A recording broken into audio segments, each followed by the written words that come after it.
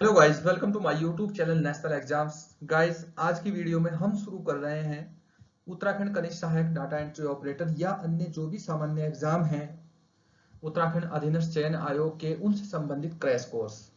ठीक है, crash course पूरी तरह फ्री रहेगा सबके लिए और ये पूरा सीरियल वाइज रहेगा। जैसे आज क्लास फर्स्ट है, जो नेक्स्ट क्लास आएगी उसका नंबर 2 रहेगा, सभी का ऐसे ही नंबर डला हुआ रहेगा, आप यहाँ से कर सकते हैं। तो जैसे पिछली वीडियो में बताया था मैंने कि क्रैश कोर्स क्या होता है, कैसे करते हैं या तरीका क्या होगा, वो पिछली वीडियो में समझा दिया है। जिन लोगों ने नहीं देखी तो प्लेलिस्ट में जाकर पिछली वीडियो देख ले, या फिर इसके डिस्क्रिप्शन में भी आपको मिलेगी। ठीक है, बाकी इसके अलावा अन्य वीडियो जैसे हिंदी रीजनिंग की वीडियो हमारे चैनल पर पड़ी है, वो वहां से आप जाकर देख सकते हैं। पॉलिटी की वन लाइनर चल रही है, बहुत अच्छी सीरीज है, क्वेश्चन बहुत मिलते हैं वहां से, आप वहां से भी जरूर देख लें। आपको कोई मोटी बुक नहीं पढ़नी पड़ेगी, हालांकि अभी पॉलिटी पूरी नहीं हुई, उससे टाइम लगेगा, तो इसके अलावा कोई बुक नहीं पढ़नी पड़ेगी, वहां से आपका कवर हो जाएगा। ठीक है, चलिए ये क्रैश कोर्स शुरू करते हैं। और ये क्रैश कोर्स हम एग्जाम से पहले शुरू करेंगे। अभी हम एक एक वीडियो देंगे डेली, तो अगर लगा के एग्जाम नजदीक है तो फिर दो दो तीन तीन वीडियो आ जाएंगी। चलिए शुरू करते हैं। बस आपको क्या करना है, जैसे या तो आपने पहले पढ़ा हुआ होगा तो आप अपने अच्छे से ध्यान से समझना, कॉपी पेन लेके पास बैठना है और देखना है, जहां जो नोट करना है नोट करते चले। और क्रैश कोर्स का मतलब ये होता है कि आप अगर कोई क्रैश कोर्स कर रहे हैं तो उससे कम से कम आपको crash course, total crash course से कम 50% आपको मिलना चाहिए। क्रैश कोर्स का फायदा करने का तभी रहता है। तो मेरी कोशिश ये रहेगी कम से कम 50% आपको इससे मिले, हो सके ज्यादा भी मिल सकता है। तो बस आप अपने ईमानदारी से तैयारी करिए और लगे रहें। चलिए शुरू करते हैं। और लास्ट रिक्वेस्ट है कि हमारे चैनल को आप लाइक करें, सब्सक्राइब करें, कमेंट करें। आपको अच्छी लगे बुरी लगे, लाइक डिसलाइक जो भी मर्जी हो आप करें, जरूर बताएं कि कैसी लग रही है कैसी नहीं। तो फिर चलिए बढ़ते हैं आगे। देखिए, पहले शुरू करते हैं भूगोल। ठीक है, तो भूगोल होता है, दो भाग होते हैं भूगोल के। एक होता है विश्व भूगोल और दूसरा जो भाग है वो है भारत का भूगोल। टोटल देखो भूगोल से क्वेश्चन काफी आते हैं। और एक चीज और है, जो इंग्लिश मीडियम वाले लोग हैं तो बीच बीच में मैं इनके थोड़ा आपको ट्रांसलेट करता रहूंगा हिंदी के शब्द इंग्लिश में, जैसे भूगोल को ज्योग्राफी कहते हैं। ठीक है, तो ज्योग्राफी रहेगा, आप बीच बीच में लिखते रहना, मैं इंग्लिश में बोलता रहूंगा। देखिए सारा तो प्रिंटेड नहीं हो पाएगा, ज्यादा हो जाएगा। तो आज हम शुरू करेंगे विश्व भूगोल। विश्व भूगोल में बहुत सारे टॉपिक है, कुछ टॉपिक है मेन टॉपिक। मेन टॉपिक पर हम ज्यादा टाइम देंगे और कुछ टॉपिक से हम आगे ऐसे ही निकल लेंगे। ठीक है, उसी हिसाब से बस आप रेगुलर ये सीरीज देखते रहें तो हो सके आपको बहुत फायदा होगा। और हो सके बस ऊपर वाले से दुआ भी है कि आपका ये सिलेक्शन में ये बहुत बड़ी कारगर हो, आपके सिलेक्शन का कारण बन जाए। चलो ठीक है सर, चलो अब आगे चलते हैं। पहला टॉपिक देखते हैं, भूगोल की शाखाएं। देखिए यह है भूगोल की शाखाएं, और इंग्लिश में कहेंगे ब्रांचेस ऑफ ये ज्योग्राफी। देखो, इसके भूगोल के बारे में अगर ये कहा जाता है कि ये नया सब्जेक्ट है, अध्ययन के हिसाब से ये नया सब्जेक्ट है, लेकिन प्रायोगिक यानी कि प्रैक्टिकल के तौर पर ये इसका जन्म तभी हो गया था जब पृथ्वी का जन्म हुआ था। एक बात कहें कि जब ब्रह्मांड का जन्म हुआ था तभी भूगोल का जन्म हो गया था। हम पढ़ते ही हैं पूरा भूगोल। तो ये भूगोल की शाखाएं हैं कुछ अलग अलग, इन्हें यहाँ पूरा एक डायग्राम के माध्यम से आप लोगों को बताई गई है। चाहे तो ये डायग्राम बना लेना या ऐसे याद रखना, ऐसे स्क्रीनशॉट ले लेना। बाकी आपको ध्यान रखना है यहाँ से क्वेश्चन कम ही क्वेश्चन पूछे जाते हैं, बहुत ज्यादा नहीं आते, केवल 3 भाग से क्वेश्चन ज्यादा रहते हैं। ठीक है, वो मैं बता दूंगा कौन कौन से भाग से क्वेश्चन ज्यादा है या किस टाइप के क्वेश्चन होंगे, वो भी मैं आपको लास्ट में बता दूं। बस थोड़ा थोड़ा आपको ये बताना है कि कौन सी शाखा किससे संबंधित है। ठीक, देखिए ये भूगोल है। भूगोल को बांटते हैं हम 4 भाग में। पहला है भौतिक भूगोल। भौतिक को इंग्लिश वालों के लिए, इंग्लिश वाले ध्यान रखना, इसे बोलते हैं फिजिकल ज्योग्राफी। ठीक है, इसके बाद आता है सिद्धांत और दर्शन, दार्शनिक भूगोल या दर्शन शास्त्र। देखिए इसमें बोलते हैं, दर्शन को बोलते हैं फिलोसफी, फिलोसफिकल ज्योग्राफी बोलते हैं इसे। और इसके बाद आता है विधिक एवं तकनीकी।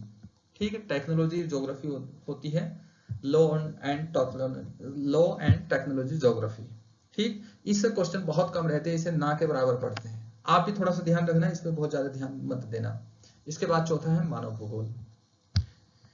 ठीक है, तो एक एक भूगोल की हम शाखाएं देखते चलते हैं और आपको मैं समझा दूंगा, लास्ट में आपको बताऊंगा क्वेश्चन कैसे बनेंगे। देखिए ये भौतिक भूगोल है, यहां से नीचे आया, ये सारी है इसकी शाखाएं यहाँ। ठीक है, यहाँ यहाँ आप इन्हें यहाँ देख लें। पहली है भू आकृतिक विज्ञान।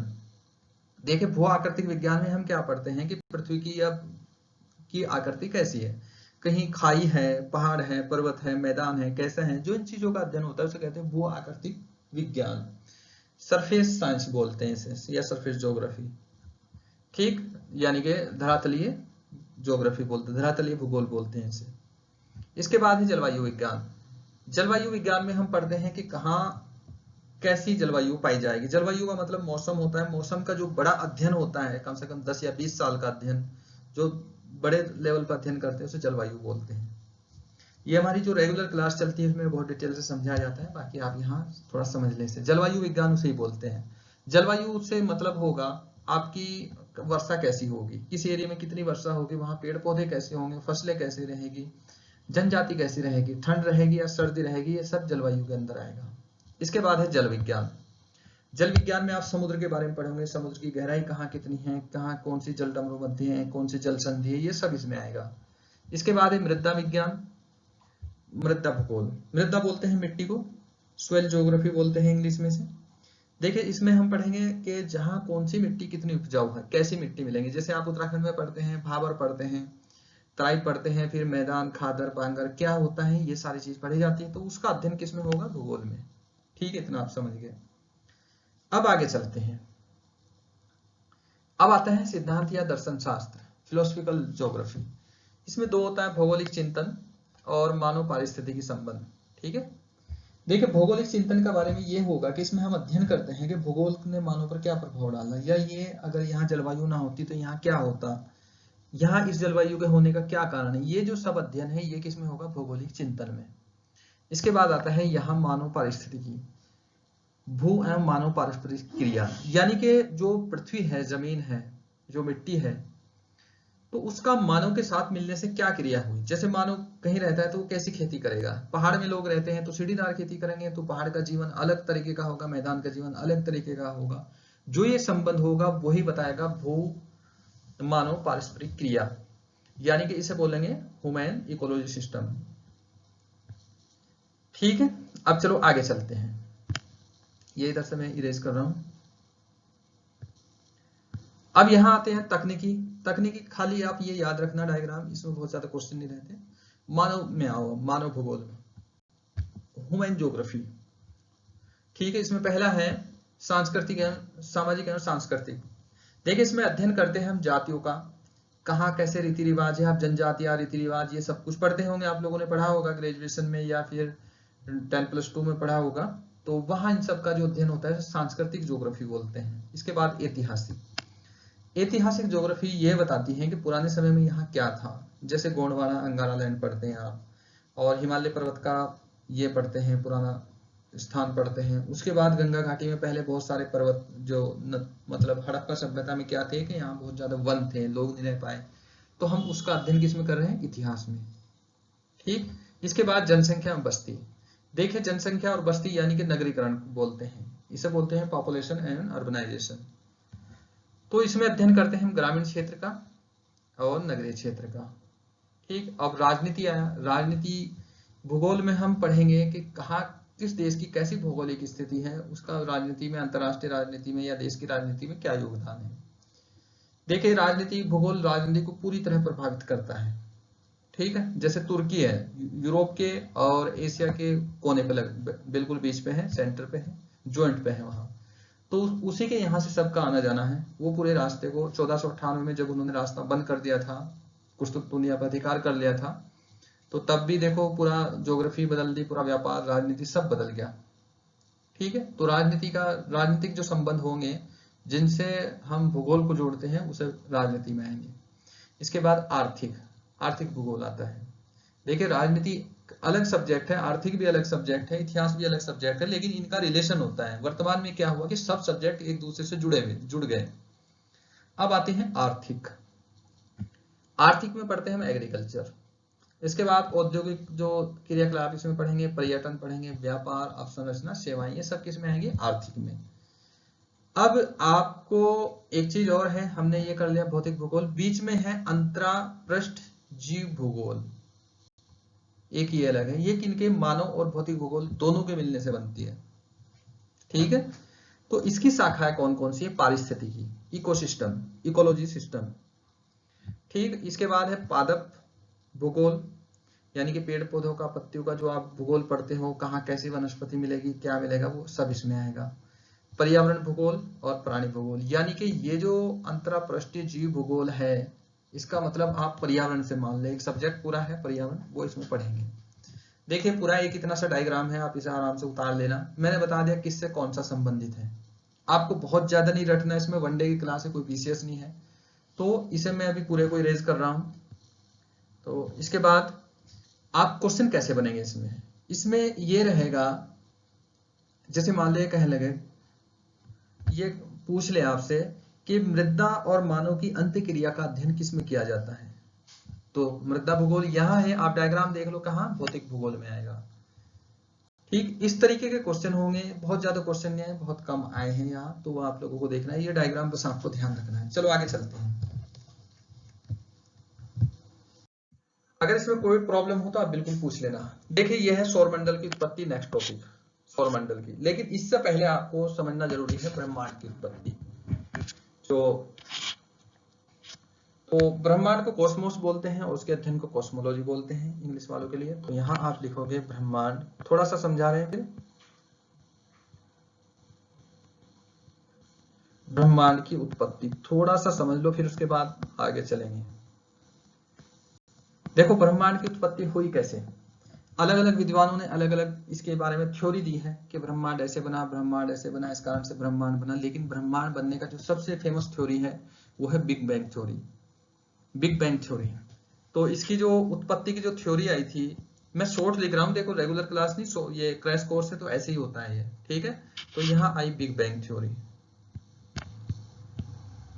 आप केवल जो बिग बैंग सिद्धांत, ये सिद्धांत दिया था किसने, यहां ब्रैकेट में मैं लिख रहा हूं, जॉर्ज लेमेंटियर ने, जॉर्ज लेमेंटर, लेमेंटर भी होगा, लेमेंटर है, ठीक है, लेमेंटर, ठीक। इन्होंने ये सिद्धांत दिया था। तो इन्होंने अपने सिद्धांत में क्या बताया, थोड़ा सा सुन लो इसके बारे में, फिर आगे चलते हैं, सीधा सौरमंडल पर आएंगे, वहां करेंगे इसे, ठीक। तो इन्होंने अपने सिद्धांत में बताया था कि अब से 13 अरब वर्ष पूर्व ये जो ब्रह्मांड है, ब्रह्मांड असल में कॉस्मोस, इसे कॉस्मोस बोलते हैं, ठीक है, इंग्लिश वाले ध्यान रखना। तो ये जो ब्रह्मांड है ये एक आग के गोले के जैसा था, ठीक, आग के गोले के जैसा था एक ब्रह्मांड। ब्रह्मांड असल में है क्या, जो आप बाहर अपने ऊपर नजर उठाते हैं, सूर्य देखते हैं, चांद देखते हैं, तारे देखते हैं, बीच में खाली जगह देखते हैं, ये वस्तु देखते हैं, आपके पास घर, टेबल, आपका जो मोबाइल है, ये सब कुछ ब्रह्मांड का हिस्सा है, आप खुद ब्रह्मांड का हिस्सा है। तो उसने क्या बोला कि पहले ये एक आग का गोला था, इसका तापमान अनंत था और द्रव्यमान भी इसका जो घनत्व था वो भी अनंत था, और इसमें गुरुत्वाकर्षण भी अनंत था। अचानक इसमें विस्फोट हुआ, जैसे ही इसमें विस्फोट हुआ, मान लो कि ये एक गोला है, अचानक से विस्फोट हुआ, कुछ पदार्थ इधर गए, कुछ पदार्थ इधर आए, कुछ पदार्थ इधर आए, तो कुछ यहाँ आए, यहाँ आए, तो यहाँ आए कुछ पदार्थ यहाँ आए, तो ये इसका ऐसे बिखरा हुआ, यानी कि क्या हुआ, ये आग का गोला था यहाँ ब्रह्मांड, ठीक। ध्यान रखना इसमें सौरमंडल तभी समझ में आएगा जब इसे समझोगे। तो जैसे आग का गोला हुआ, विस्फोट हुआ, तो इसी के अंदर से ये खाली जगह निकली, ये वाली खाली जगह, ये जो गैस से निकली, जब शुरुआत में विस्फोट हुआ तो क्योंकि तापमान अनंत था तो ये प्लाज्मा की कंडीशन में था, सारा सब कुछ ऐसे चारों तरफ निकला, ये नीचे भी निकला, मैंने बनाया नहीं, तो ये प्लाज्मा की कंडीशन में था। तो इसके अंदर से, इसका मतलब ब्रह्मांड के अंदर से क्या निकला, आग के गोले से पदार्थ निकला, पदार्थ का मतलब गैस निकली, प्लाज्मा निकली, जो आपके पास आसपास जो पदार्थ है ये सब प्लाज्मा की कंडीशन में था एक टाइम में, धीरे धीरे ठंडा हुआ, तब आप ये आया लाखों साल बाद, ठीक। तो इसके बाद इसमें धीरे धीरे क्या हुआ कि ये पदार्थ एक दूसरे से दूर जाना शुरू हुआ, इसके बीच से खाली जगह निकली, पदार्थ निकला और समय निकला। समय का मतलब क्या होता है, समय असल में वस्तुओं का एक दूसरे से दूर जाने को समय कहते हैं, ठीक है, ब्रह्मांड की परिभाषा के अनुसार। और यही है यहाँ ब्रह्मांड की परिभाषा भी। आप जो समय कहते हैं कि ये समय ऐसे चलना, तो समय का मतलब होगा, आप लोगों ने हॉलीवुड की मूवी देखी होगी, तो इसका एक दूसरे से दूर जाना है। तो इसके अंदर से ये सारे पदार्थ निकले, ये था प्लाज्मा की कंडीशन में, गैस की कंडीशन में। अब ये जो गैस की कंडीशन में था, धीरे धीरे इसने ठंडा होना शुरू हुआ, और इसमें से सबसे अधिक पदार्थ जो निकला, ठीक है, तो सबसे अधिक पदार्थ निकला था हाइड्रोजन।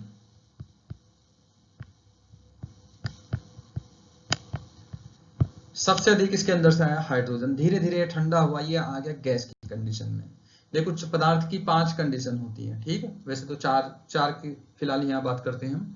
ठोस होता है, द्रव होता है, गैस होता है, प्लाज्मा। लेकिन उस टाइम पे ये क्या था, प्लाज्मा था, ठीक। तो प्लाज्मा धीरे धीरे ठंडा हुआ, ये गैस की स्थिति में आ गया। गैस की स्थिति में जब हुआ, गैस के अणु ने एक दूसरे से ऐसे चक्कर लगाना शुरू कर दिया, तो एक अणु दूसरे अणु से जुड़ता चला गया। हाइड्रोजन के अणु दूसरे अणु से जुड़ते चले गए। जब अणु जुड़ते चले गए तो इनका क्या हुआ, घनत्व बढ़ता चला गया। घनत्व बढ़ गया तो इनके अंदर ताप भी बढ़ गया, और ताप बढ़ गया तो फिर इनके अंदर नाभिकीय संलयन की प्रक्रिया प्रारंभ होगी। ऐसे जब धीरे धीरे घूमना शुरू किया इन्होंने ऐसे, तो नाभिकीय संलयन की प्रक्रिया होगी। अब ऐसे धीरे धीरे घूमते घूमते इसने और कंडीशन आ गई, ये बन गई है आकाश गंगा, ठीक है, ये आकाश गंगा ऐसे बनी थी। अब हमें मतलब है सौरमंडल से। सौरमंडल क्या है, आकाश गंगा का भाग है। तो आप समझ गए ना आकाश गंगा कैसे बनी।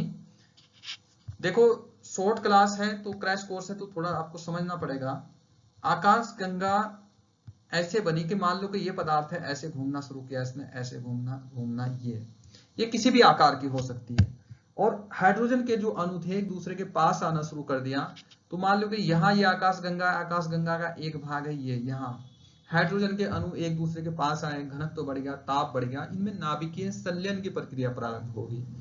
जब नाभिकीय संलयन की प्रक्रिया प्रारंभ हो गई तो इनकी अपनी ऊर्जा उत्पन्न होनी शुरू हो गई।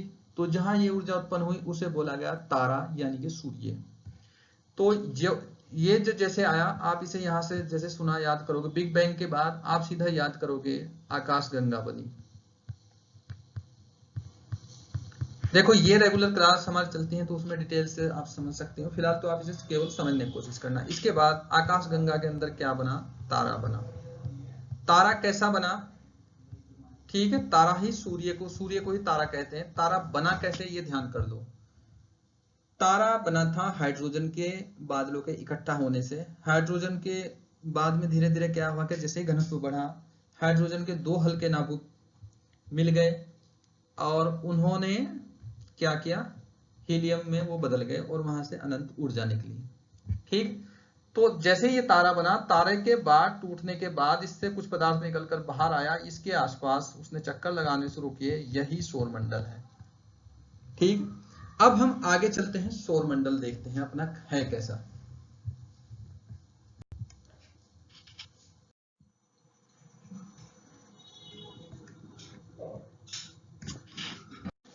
देखिए सौरमंडल देखते हैं आया कैसे। इसके बारे में, इसके बाद थोड़े से कुछ फैक्ट हैं, वो फैक्ट हम बाद में करेंगे, तो पहले देख लेते हैं सौरमंडल। तो यहाँ आप लिखोगे सौरमंडल। सौरमंडल में कौन कौन है ध्यान करना। एक तो सूर्य है। सूर्य कैसे बना था, आकाशगंगा में बना था ये।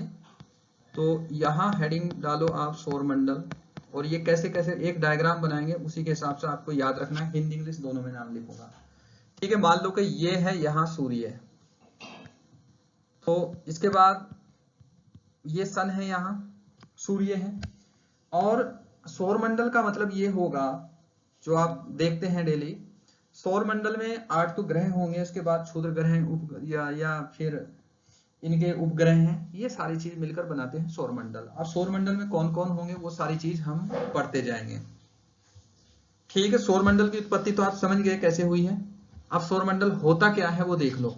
देखो क्या हुआ कि जब सूर्य गर्म था, इसके अंदर एनर्जी बहुत ज्यादा थी, बहुत ज्यादा हाइड्रोजन का संलयन हो रहा था, और एक बार क्या हुआ कि इसमें एक विस्फोट हुआ और इससे निकलकर कुछ पदार्थ बाहर चला गया। तो जो हल्का पदार्थ था कुछ तो नजदीक गिर गया, कुछ दूर चला गया, यानी कि दूर जाके गिरा। और उसने, क्योंकि इसका गुरुत्वाकर्षण शक्ति है अपनी सौरमंडल की, तो उसने सूर्य के चारों ओर चक्कर लगाने शुरू कर दिए, तो वही ग्रह बने थे। मान लो कि पहले कुछ पदार्थ निकलकर यहां गिरा, ठीक, तो यहां आ गया। इसके बाद एक और पदार्थ था कुछ यहाँ इकट्ठा हो बना यहाँ से इस हिस्से में। उसके बाद आगे ये मैं ग्रह बना रहा हूं यहाँ, ठीक है। इसके बाद रहा यहाँ एक और यहाँ बना, एक और यहाँ है, फिर हमने एक यहाँ किया और एक यहाँ किया। ये 4 ग्रह हो गए हमारे, सॉरी 8 ग्रह। देखिए ये तो सूर्य है और ये ग्रह है जो इसके चारों ओर चक्कर लगाते हैं। अब इनके आप यहाँ नाम लिखोगे, हिंदी इंग्लिश में लिखेंगे और इनके अपने अपने करते चलेंगे हम इन्हें। देखो ये इसका नाम है बुध, पहला जो सूर्य के नजदीक है इसका नाम है बुध ग्रह। तो हिंदी में कहेंगे, इंग्लिश में कहेंगे इसे मरकरी, MERCURY, मरकरी, ठीक है। और इसके बाद अगला जो ग्रह होगा उसे बोलते हैं हम शुक्र। देखिए रेगुलर क्लास होती फिर तो ये डिटेल से बताई जाती सारी चीज, लेकिन यहां थोड़ा सा आपको करना पड़ेगा। ये शुक्र को बोलते हैं विनस, ठीक, इतना आपको याद रखना है। इसके बाद है पृथ्वी, पृथ्वी को अर्थ बोलते हैं, ठीक है, लिख लेना ऊपर। और इसके बाद है मंगल। ये डायग्राम याद रखना, देखो इससे कितने क्वेश्चन के आंसर दोगे आप। तो इसे बोलते हैं मार्स,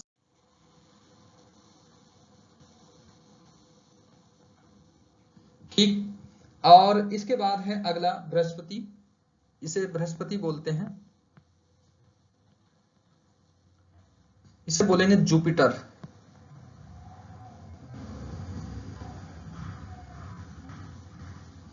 ठीक है। इसके बाद है शनि, और इसे बोलते हैं सैटर्न। और इसके बाद है अरुण, ठीक, इसे बोलते हैं यूरेनस।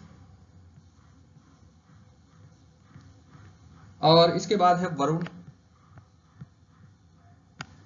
इसे बोलते हैं नेपच्यून।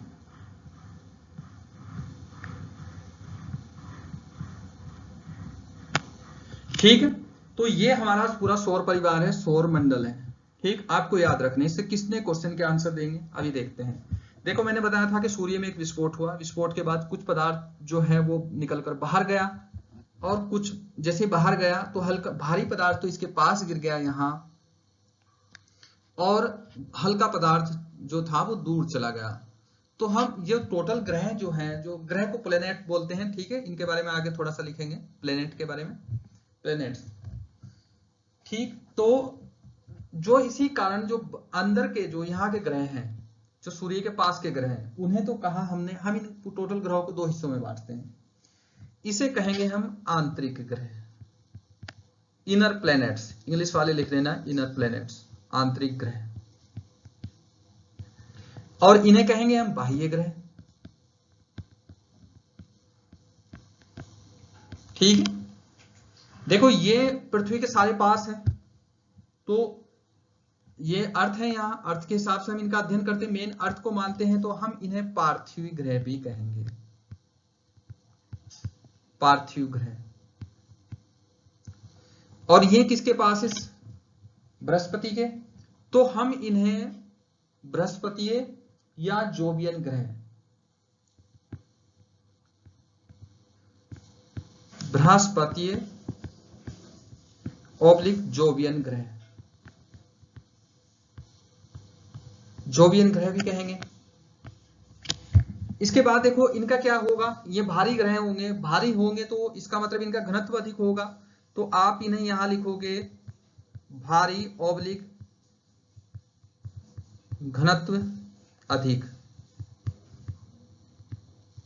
तो यहां लिखोगे घनत्व कम,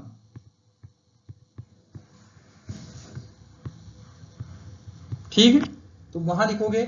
और अपेक्षाकृत इनका जो आकार होगा, आकार इनका छोटा होगा,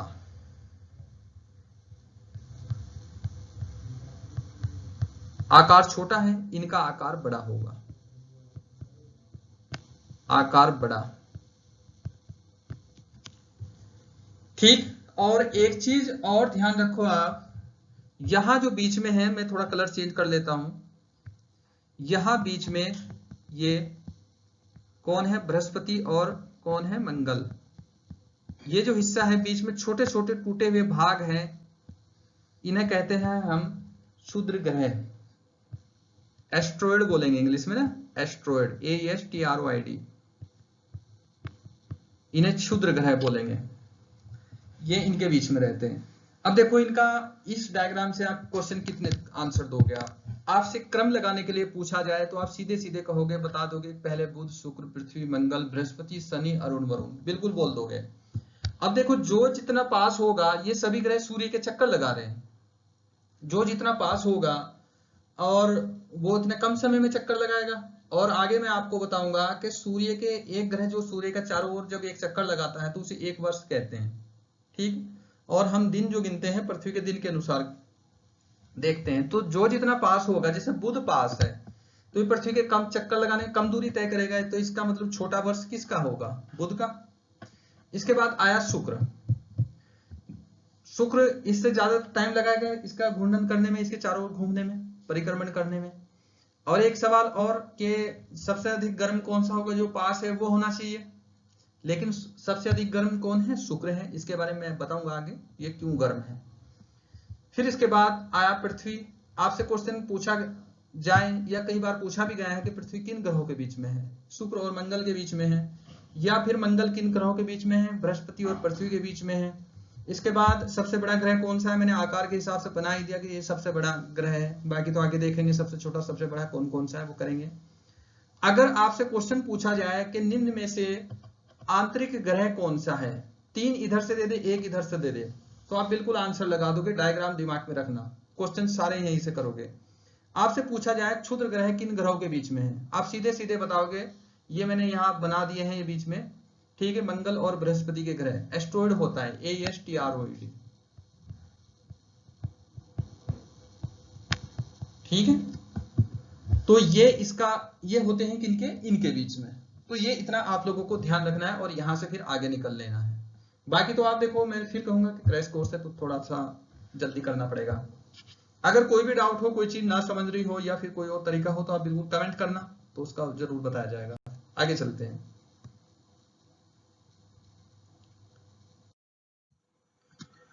देखो ये है स्टीफन हॉकिंग, ठीक है। ये 21वीं सदी के सबसे महान वैज्ञानिक माने जाते हैं, ठीक है। इन्होंने ब्लैक होल के बारे में बहुत कुछ बताया है और बहुत कुछ कहा है। तो यहां से क्वेश्चन आने के पूरे पूरे चांस है। तो थोड़ा सा आपको इनका जन्म याद रखना है। 8 जनवरी 1942 में जन्म हुआ था। फोटो देख लो इनके, यह है। इन्हें एक बीमारी थी, मोटर न्यूरॉन, लिख दूंगा मैं अभी, मोटर न्यूरॉन बीमारी थी इन्हें, ठीक है। ये क्वेश्चन कई बार, कम से कम 20 बार रिपीट है यूपी और यहाँ के एग्जाम में, उत्तराखंड के। तो इनकी मृत्यु कब हुई थी, 14 मार्च 2018 को हुई थी। और इनकी किताब है a brief history of time, समय का संक्षिप्त इतिहास। दूसरी है ऑडिटी थ्योरम, तो विचित्रता समय है। इसके बाद हॉकिंग रेडिएशन है, हॉकिंग विकिरण है, ठीक। तो यहाँ से क्वेश्चन आप लोगों को आ सकते हैं, तो आप लोग इसे अच्छे से ध्यान करना और इसे पढ़ लेना। पीछे सौरमंडल जितना था मैंने उत्पत्ति बता दी, एक बार और रिवाइज करा दूंगा लास्ट में आपका, तो वहां से करेंगे इसे। चलो अब आगे चलते हैं। ये थोड़ा सा आप इसे नोट कर लेना या स्क्रीनशॉट ले लेना। बाकी इसके याद रखना, इसकी 3 किताब है इनकी, और सती के महान वैज्ञानिक है। इन्हें मोटर न्यूरॉन बीमारी है, जन्म इतने में हुआ, मृत्यु इतने में हुई। चलो आगे चलते हैं।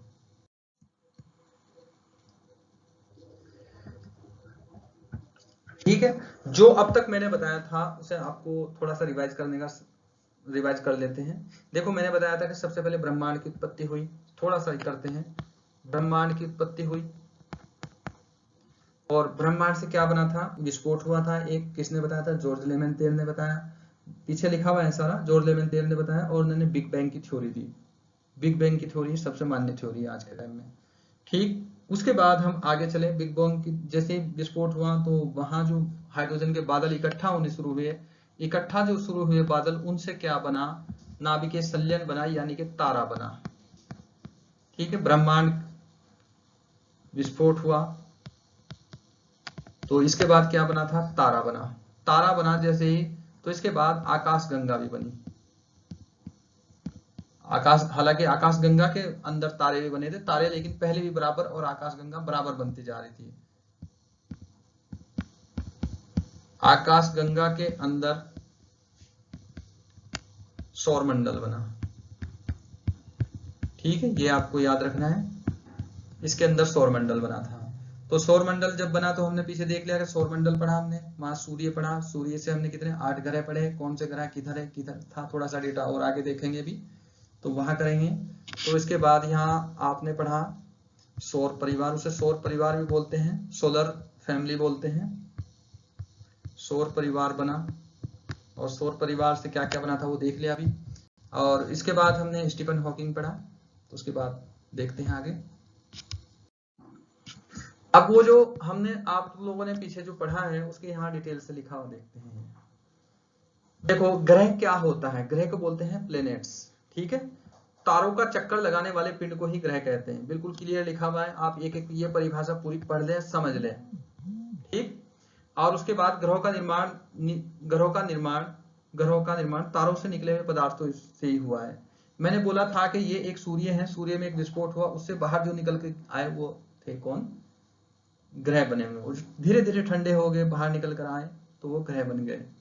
ग्रहों की अपनी प्रकाश ऊर्जा नहीं होती, इसे ध्यान रखना। तो इसे आपको ध्यान रखना है, यहाँ ग्रहों की अपनी प्रकाश ऊर्जा नहीं होती, यह तारे से या सूर्य से ही चमकते हैं। तारा और सूर्य एक ही बात होती है। देखो ग्रह दो प्रकार की गति करते हैं, एक तो स्वयं घूमते हैं, एक घूमते हैं सूर्य के चारों ओर। तो घूर्णन परिभ्रमण अभी हम आगे पढ़ेंगे तो वहां देखेंगे इसे। तो दूसरे चक्कर लगाते हैं। ठीक है, हमारे सौरमंडल में बुध शुक्र, देखो बुध शुक्र पृथ्वी मंगल बृहस्पति शनि अरुण वरुण, ये इतने ग्रह हैं। ठीक है, 2 ग्रह हैं शुक्र और अरुण, पूरब से पश्चिम की ओर घूमते हैं, बाकी ग्रह पश्चिम से पूरब की ओर घूमते हैं,